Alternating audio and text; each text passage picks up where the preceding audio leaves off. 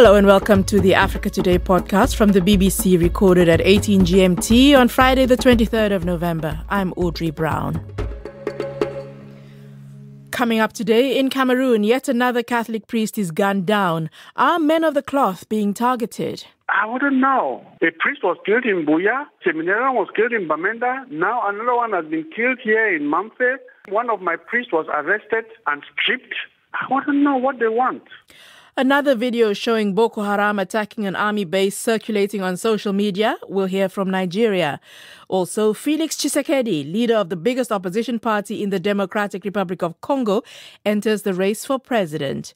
And our resident presidents discuss global warming. First to Cameroon, where a chilling trend appears to be developing in the anglophone regions, where a conflict is raging between separatists and government soldiers. A Catholic priest was shot and killed. Witnesses say Father Cosmas was hit twice as a vehicle carrying soldiers sped by. Others were also wounded. And it's not the first time a priest has been killed, and people have been deserting their churches and villages, fearful of these kinds of attacks.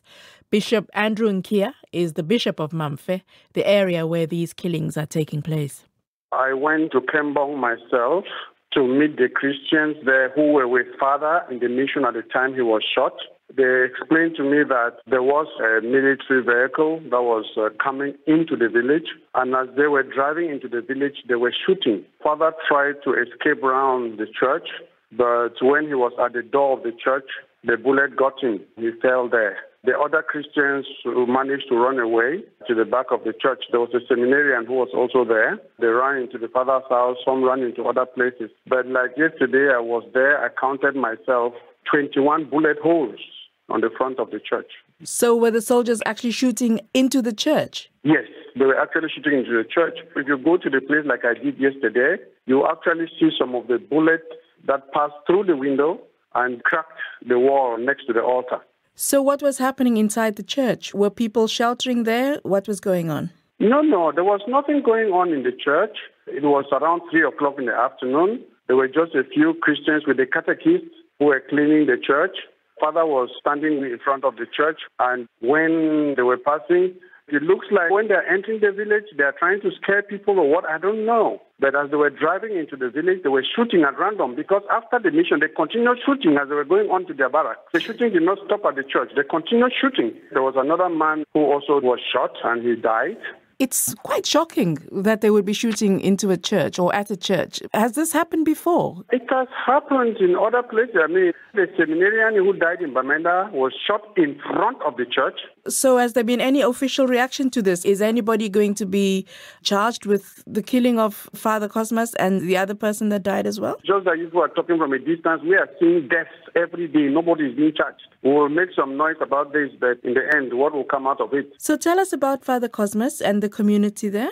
Yes, Father Cosmas was a young priest ordained last year, 2017. He is from Kenya, from the Diocese of Kisii. He is a missionary of St. Joseph. And Cosmas was one of the young Mihil missionaries who came out to this country. He was ordained on the 26th of March. In April, he was appointed to Mamfe. He's literally just come and he's just starting out his life as a priest amongst the people of Mamfe. He's just starting his life as a priest in the diocese. This must be very demoralizing for people there. Very demoralizing, not only for the people, but also for the young priests I have around. Because as we are speaking, I have closed down 15 parishes. I'm not joking. I've closed down 15 parishes because of the insecurity.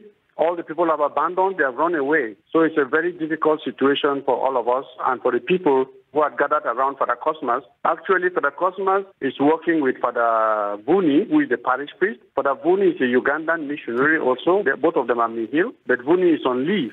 So Cosmas was alone in the parish at this time, running the place. So is somebody going to come and replace him? Or are people beginning to get nervous now about conducting mass and living in these areas where these random shootings are happening? I cannot send anybody to go there now. That will not be fair to the person because most of the persons were telling me, oh, Bishop, you begged us to come out of the bush and now they are shooting at us. We are going back to the bush. So I'm stranded.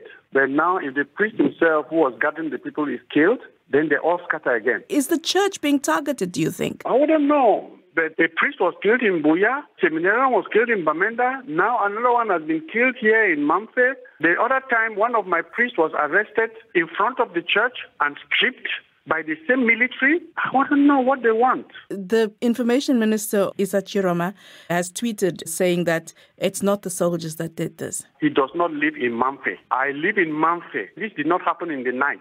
It happened during the day. We are not arguing over truth. I just beg Mr. Minister to verify what he's saying before he goes on the air. Because it is very disheartening that we are Cameroonians. We are suffering and our minister will be talking about something he does not know. I am on the ground. I live here. Minister does not live in Mamfe. He doesn't even know where Kembong is. Do you feel safe where you are? How can I feel safe? I don't sleep in the night. When I sleep in the night, at the bang of every door, I jump up from my bed and go under because I don't know who is coming or what is happening. Nobody feels safe. If I'm the bishop and I feel like this, how much more of the common people?